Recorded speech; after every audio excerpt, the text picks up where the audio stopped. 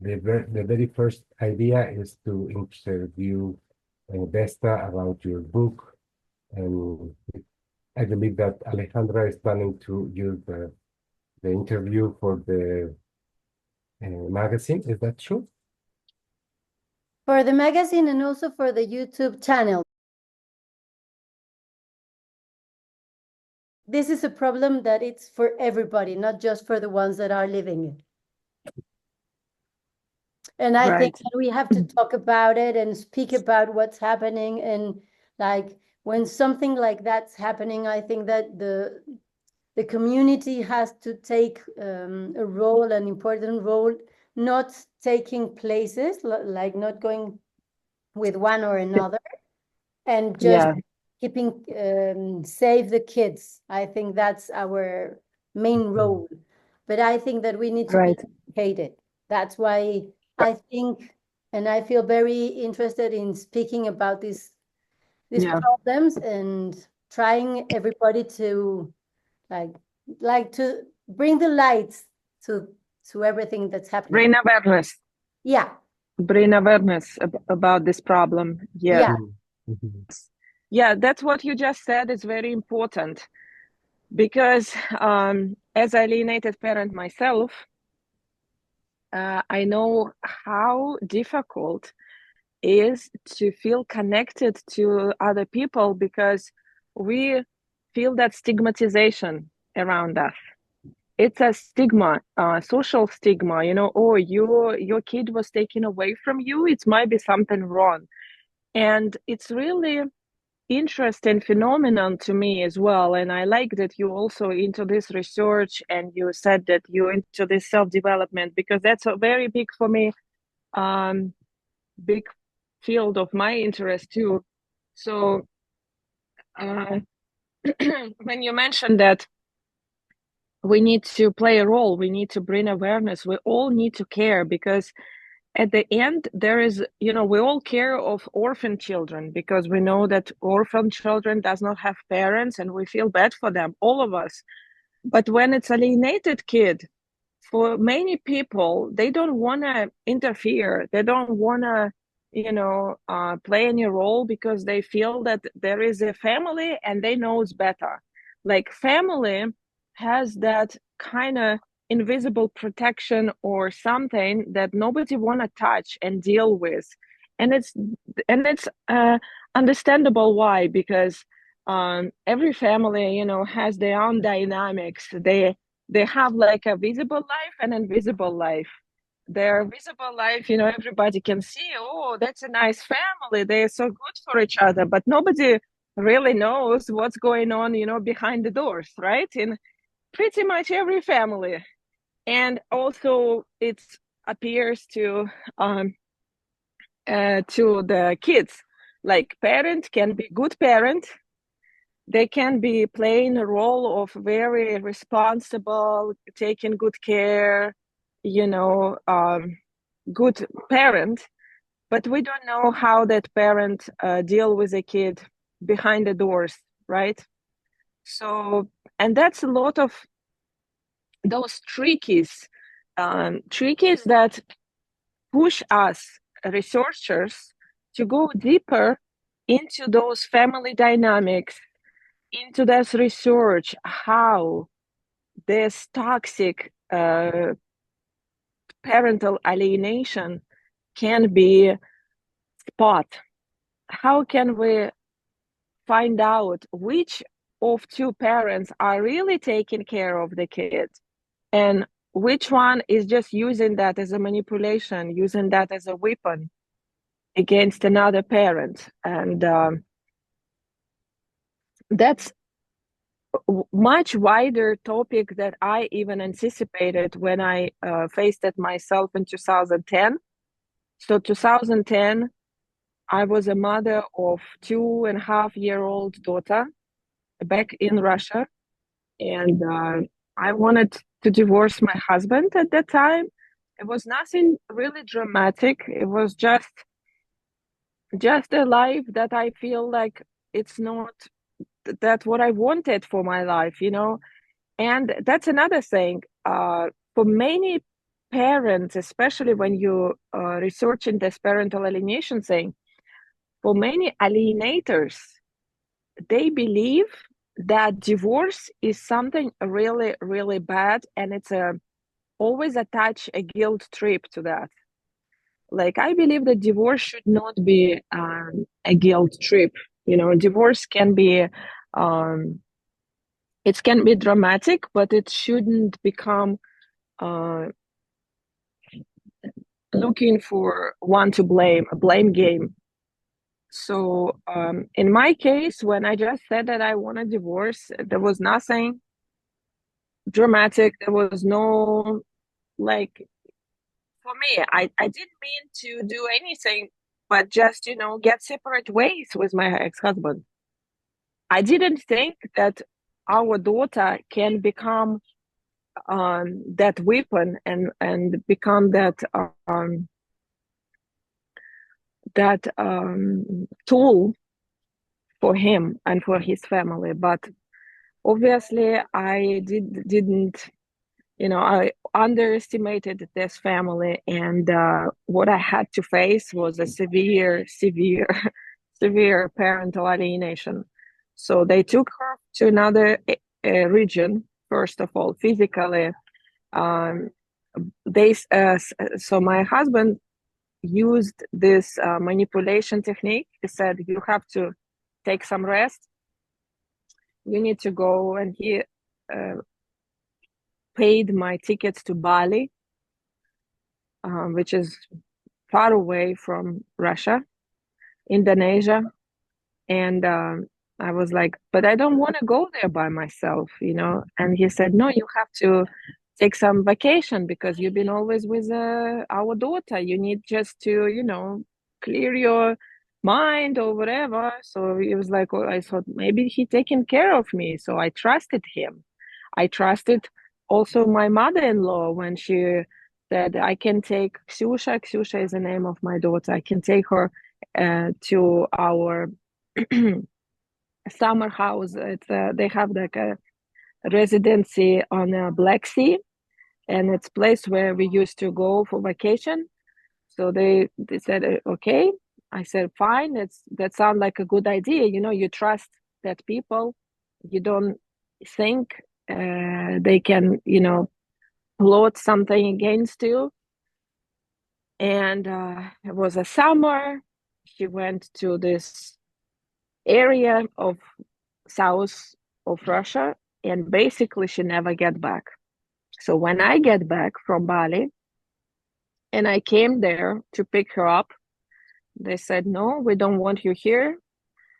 They was not even very talking to me. They just start pretending like I am a stranger or I am, someone they don't want to deal with. Like they just start cutting me off and just start acting weird. And I was not understanding what's going on. It took me a while, even after like I realized that my daughter is going to stay there, and I went to local police station, and I went back to St. Petersburg to apply to the court because that police station said we can't do anything. We can't even look for your daughter. You have to go court. You have to divorce, blah, blah, blah. So I started all that. Even back then, it still took me a couple of months to understand what's going on. Like it was so out of my picture. I couldn't expect, or I didn't even expect that something like that can happen, right? And so, but they was obviously planned that very well, and they planned that. They already like registered. They start buying fake psychologist papers, like that would be stating that mama is wrong and being bad for a baby, because they had to find any evidence to prove their position. They start creating this characteristics. They start creating basically a fake personality of myself. And I had to deal with this for the next 4 years. It was one of the most harsh 4 years in my life, when I basically like just to give you idea of how hard they were, pretty much my whole family turned against me. They was able to turn against me, my whole family, that to the extent that my grandmother would write letters to the court that I'm a bad person, like that. She just didn't even she didn't even put any facts, because there's no facts, right? Like, I don't have any of that bad traits that are would see as a bad parent, right? Like addictions or criminals or alcohol or being I don't know, prostitute or something like this. But they was creating this, so they created a fake profile on the internet. They created they fabricated 2 criminal cases against me. They was just like over one after another. There was a whole team working to just eliminate me and wipe me off from her life. The whole family was working against me. The whole team of his lawyers work against me, and I basically was by myself. But when you say they were creating these criminal records, what were they writing about? What were they saying?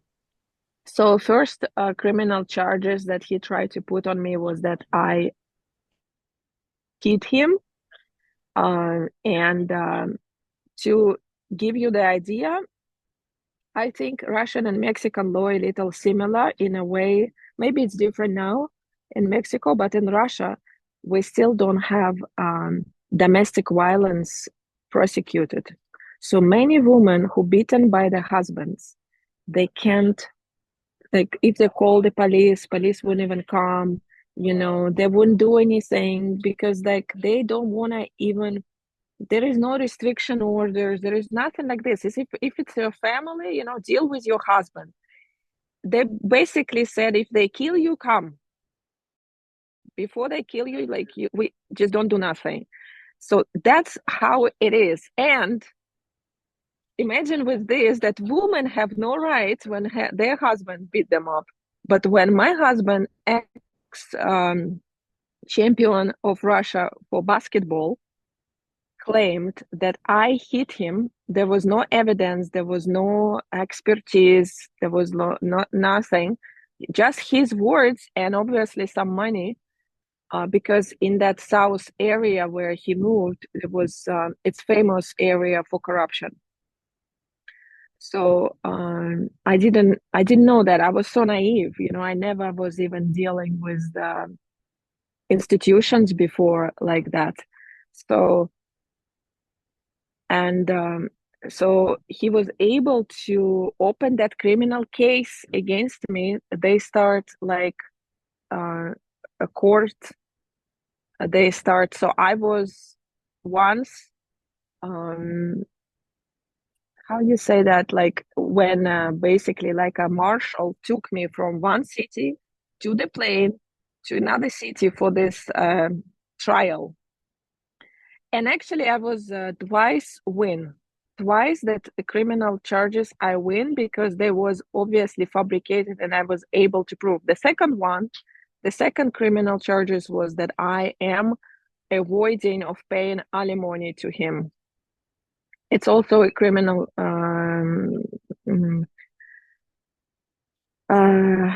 it's a criminal codex when a parent avoiding, but the truth was that he was avoiding to receive. So he was looking for evidence to turn that against me. And twice I won criminal charges, which is very rare. Like my case is very rare. So, but it was not helping, because they keep pushing and they would go to the next appeal court. They would never stop. They would always, you know, send people to my house. by the way, he took the house as well. And like I lost 3 properties over that course of 4 years battle. I didn't even think about it. I realized it much later. So my whole battle was like surreal. It was surreal because I'm a mother.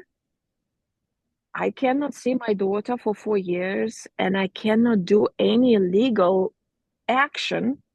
Like no legal institution can support me and can provide me that natural right, human right, you know, and children right.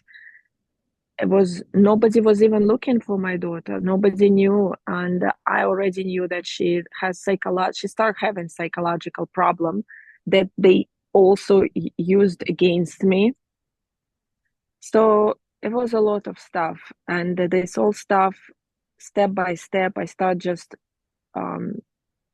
writing down because, you know, at that time I felt like this is just like the whole world is shattering. Like I didn't even understand what's going on, you know.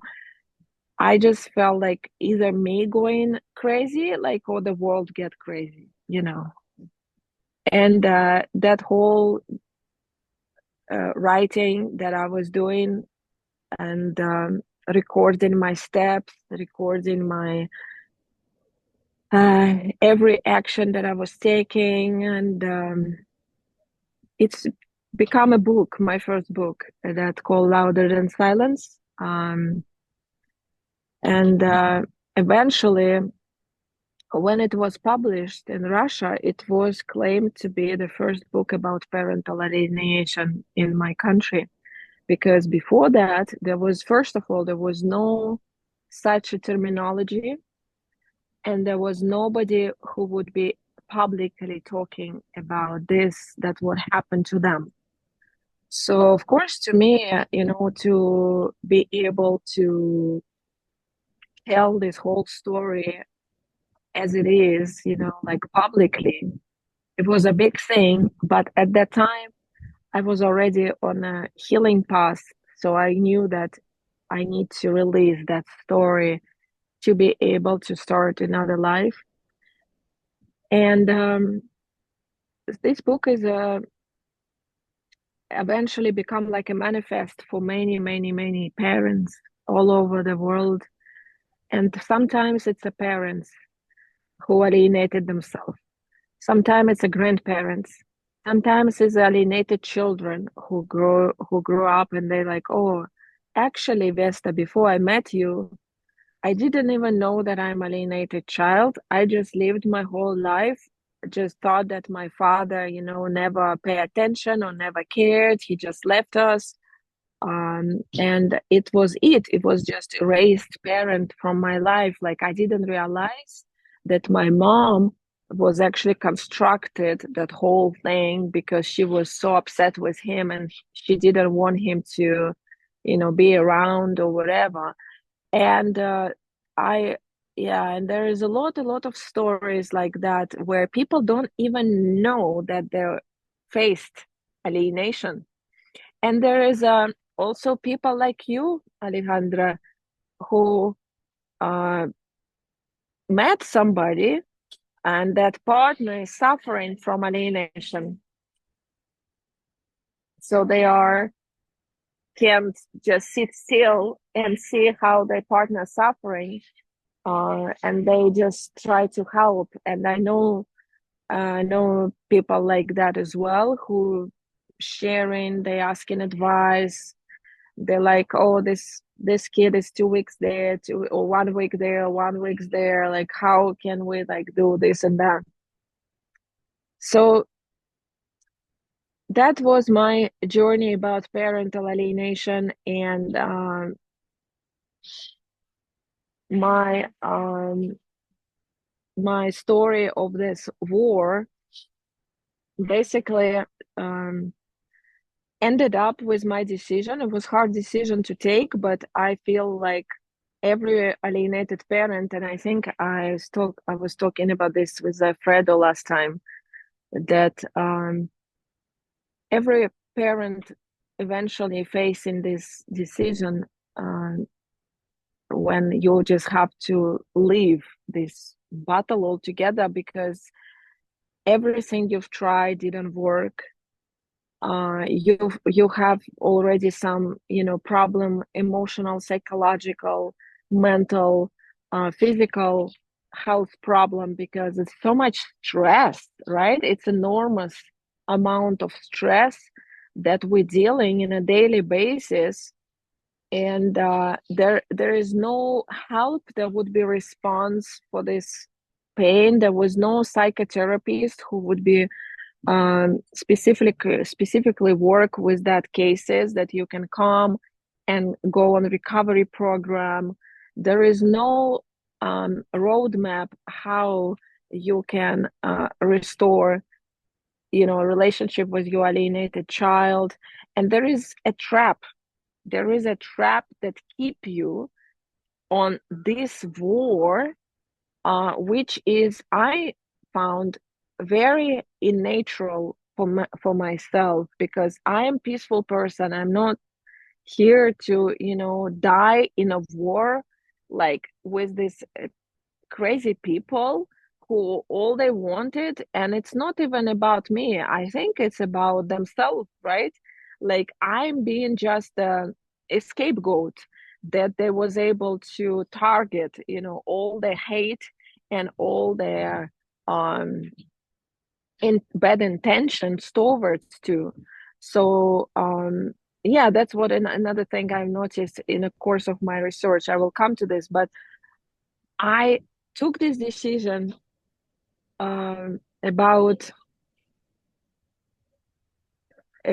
4 years after this battle. I just realized that if I stay in my country, I would just probably die. I was just so bad. Like, I had this stress. My hair was falling. Like, I didn't know how I gonna leave. Like, they took everything from me, and they keep constantly taking and give me that threat. So I was basically under a life threat. So I have to flee my country.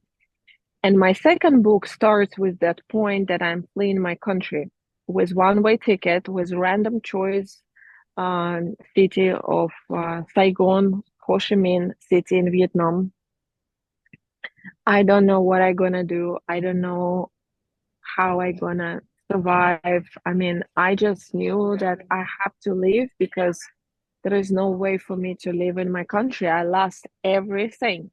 I lost a child, I lost a family, I lost my own relatives, I've lost my career as a journalist, I've lost my name. I had to change my name because I felt that my birth name was vandalized in the courts, and I couldn't carry that name anymore. It was like all vandalized, so I had to take it off and embrace the new name that came to me. I just lost everything, and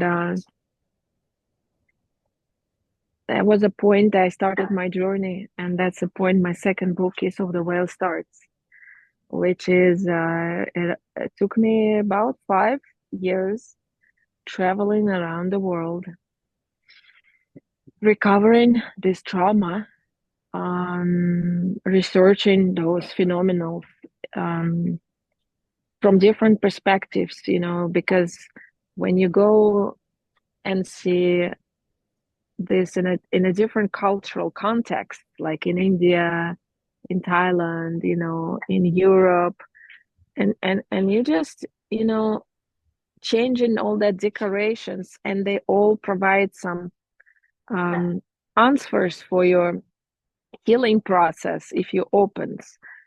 And I was recording this whole thing, and I realized that at that time I needed the book like that myself. Like, I wanted to have this book to to see there is a life after alienation, right? Like it's a survival guide at some point, right? Because we all survivors, and I thought that if there is no roadmap before me, I have to make one.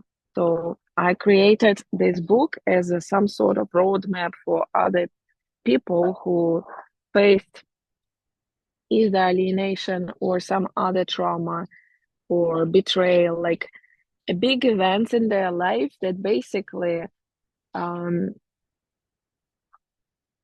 have such a hard effect on them that they can't live after this.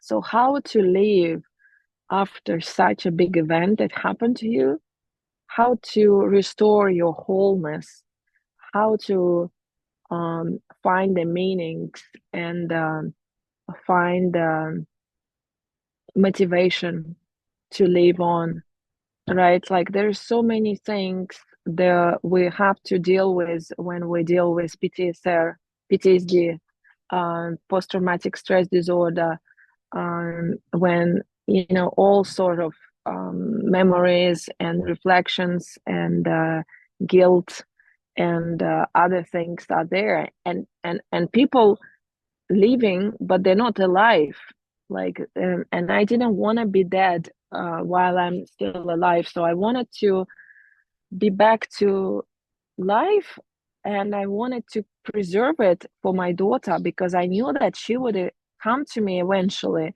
with pretty much same trauma that I have to overcome and find the solution for, that I can share with her later. So this book is my personal journey. I know that journey is probably very, like, nobody would able to repeat, but everybody's journey is very different, but also very universal. It's like a hero's journey. Hero's journey has that universal scenario, that stages that we all have to overcome and pass in order to move to the next stage and next stage. And so yeah, that was a long journey for me, and I'm very thrilled, because you should understand that, like, for many years I was an expert of parental alienation. All people was asking me about him, how he did that and how I did that, and what happened that, and like we talk about problem all the time. And now I am so excited that I can talk about healing. Let's talk about healing, let's talk about how we can actually keep living after that, like how we can reclaim our power back, how we can restore our wholeness. And I figure this is so many people need it right now, so many people needed to address those things, because for many reasons we all losing those parts of ourselves in a different battles. Sometimes it's not even our battle, it's not our war, but we just lost it and we need to get it back. So yeah, I'm very excited to share this book right now with the world. It's very important work for me. It also has a lot of layers, dimensions, like a spiritual dimension. Like you said, I'm always been very interested in the self-development, self-evolution things. Also psychology, because I had the degree in psychology and I was the one that was able to basically do self-therapy all these years, because I couldn't find a specialist to do therapy for me. There are So no many. No. Yeah. So I had to do it by myself, really. And all that case, I leave there for other people to use. Vesta, first of all, thank you for sharing your story. It's very touching. I know Alfredo has a story very similar, or I don't know if it's similar or not, but I know he's in the same track. We've been talking about this a long time for now, and I think it's very, very nice. I don't have the word in English, of you both, of searching this place to share with others through art, through your pain, and trying to share this way how to feel better even when you're in a such difficult space, to hold your space and try to be your best version of you. I think that's very... Thank you. Thank you. Yeah. Yeah. I wanted to translate Kiss of the Whale in Spanish. That would be such a great idea to do, because I feel that in Mexico, I have such an instant connection with people. When I was in Mexico 5 years ago for my first book event, and I met a lot of people who facing the same problem here in Mexico. Mhm. And I feel that it would be very beneficial if Kiss of the Whale would be translated, especially with this whale connection and spirituality that we kind of have a very similar between Russian people and Mexican people. Like, we see beyond things. We try to, see that spiritual level of things. And it's a little different in English and in United States. I feel that it's lacking sacredness in general. And it's a lot of sacred in this connection for me with the whales. And basically, I'm talking about that inner whale that inside of every one of us. And I know people who already told me that this book was very healing for them. And this is a great thing to hear, that your journey actually helped somebody else's journey. Mhm. That's what we're here for, writers. Go through dark times and find that light and be that light. Now you haven't been in touch with your child, right? With my daughter. Huh? So in last chapter, I give you a little spoiler. In the last chapter of Kiss of the Whale, I'm meeting with my daughter. Okay. I'll read it now. But I have to, yeah, you have, if you can read in English, I would love to share. But that's a story. That's a story. I want you to read it, and let's see. I'm looking on Spanish. I find a translator right now. I just looking for a publisher. Maybe I can do it by myself, or would be nice to find a publisher in Mexico who can do that for me. And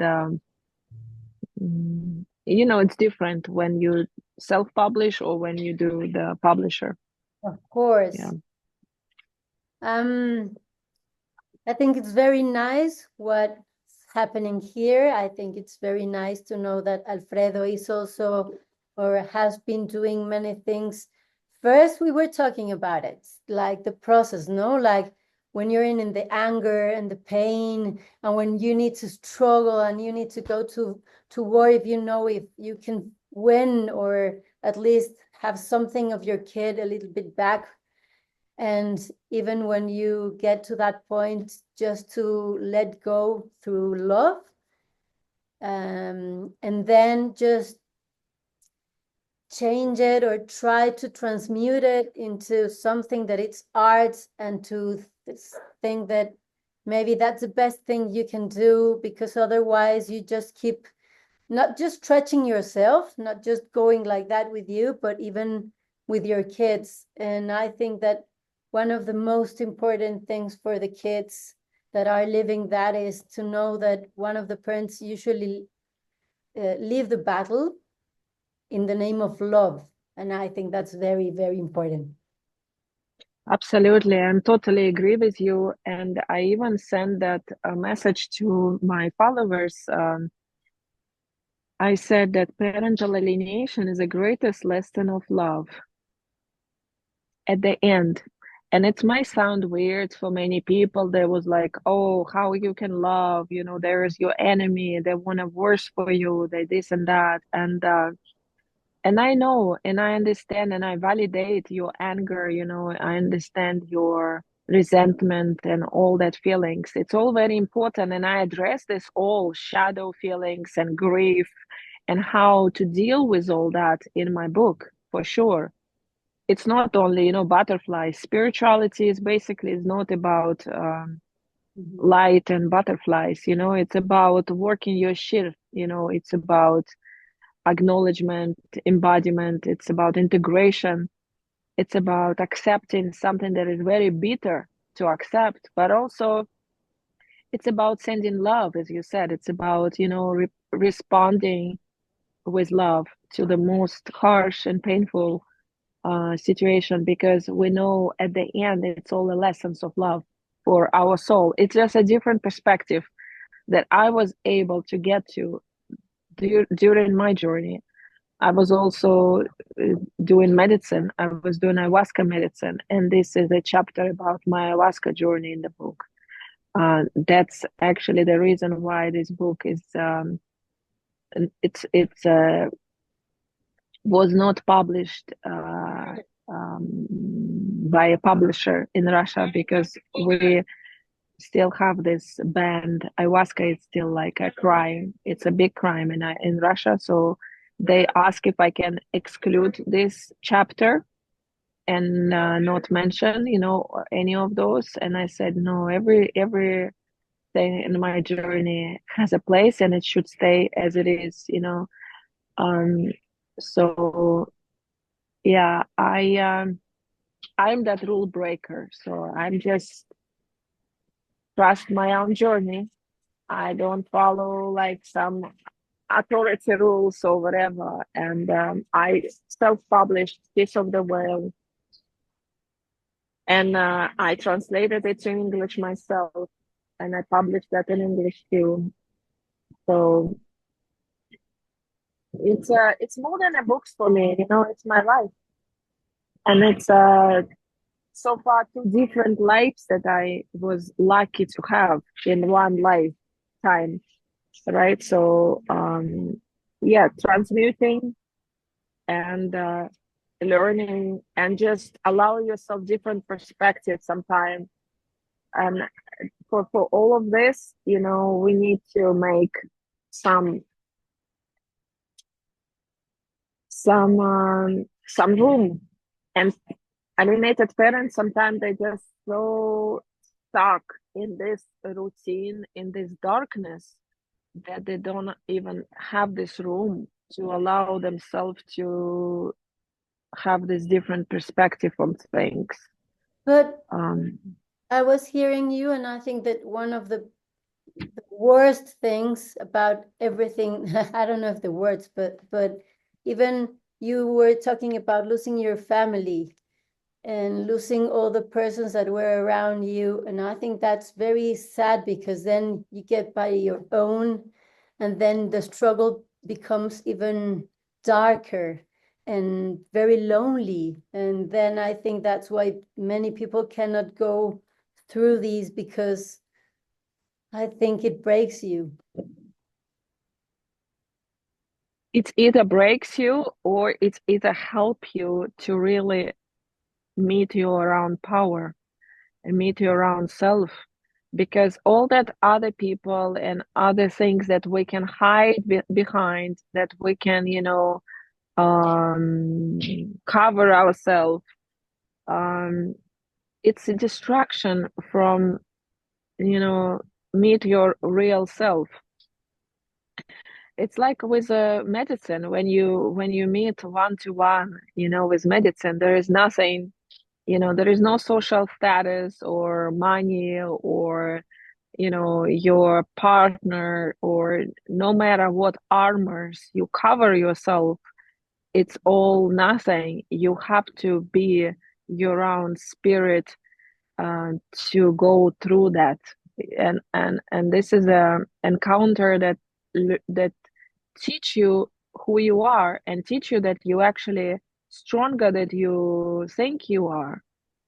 So yeah, this is a great lessons, and it's a one of the most hardest lessons, right? And I think that it will take us a while to process as a humanity, to process and find the answers and find the real solution for those cases. But so far in this book, I also come to the conclusion that alienation is actually goes far beyond family conflicts.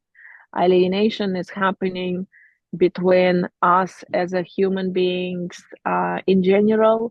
It happened within us. We separated from ourselves. We separated from our nature. We separated from Mother Earth. We're just separating. And that's what another lesson that whales taught me, that interconnectedness, that we all should remember that connection and interconnection, and embrace that, and experience that. You know, it's important to experience that, not just in theory, but like in practice.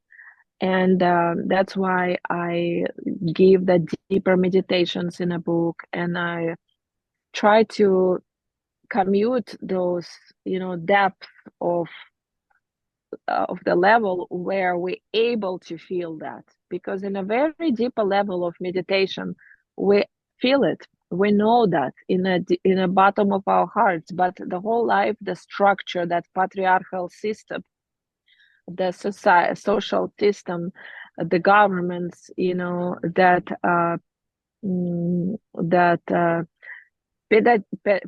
pedagogy that you was studying, like that, all teaching us as a units, as individuals, like we are growing our personalities, but we're forgetting our unities. So it's a whole different perspective that we need to change, and it starts with the healing of individual. It starts with healing of each other, because only the one who healed themselves, they can you know, they can see the world in a different way, and they can help others around them to see that as well. Like, we need to heal ourselves to get to this state which we're lost. I agree. I feel my heart really like happy to hear you, sad of what you are living, very touched by everything you're sharing. I share your point of view. I share the vision of what we have to work in this life to be like really complete. You talk about whales. I was writing in the last magazine, I wrote something but about mycelium, and it's the same thing. It's about connection. It's about Yeah, mycelium. Yes, I know very well. Yeah, I use that term in my book too. Yeah, definitely networking, and that's great that you know, people like us, we meet each other no matter how far the distance, but we're sharing the same values, and we're creating that mycelium all over the world. Yeah, let's be the light. mycelium. and the song of the whale. Yes, yes, yes, absolutely. Yeah. See Thank you for later. connecting us, and thank you for being you. Yeah. See See you you. girls. Bye bye.